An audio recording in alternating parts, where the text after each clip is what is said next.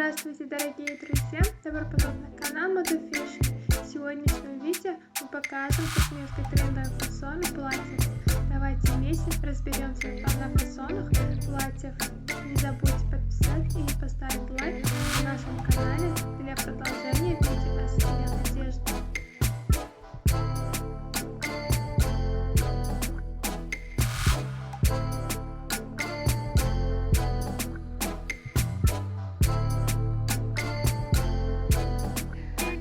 Она может превратиться в очень привлекательное вечернее платье с его разнообразными цветами, решениями и замечательным блеском.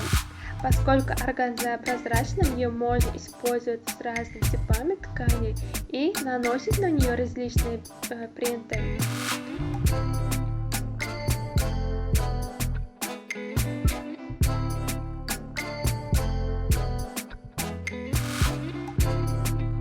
Для вышивки также часто отдают предпочтение органзе, то что на нем можно вышить узоры или кружева, позволяет включать детали из органзы в платье.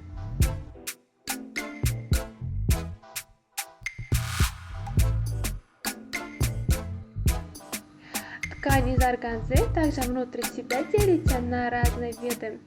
Хлопковая органза – это разновидность полностью.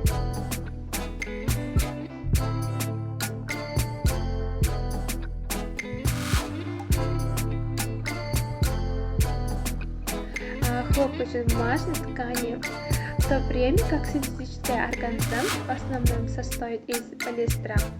Ткань из шелковой органзы в основном используется в производстве свадебных платьев.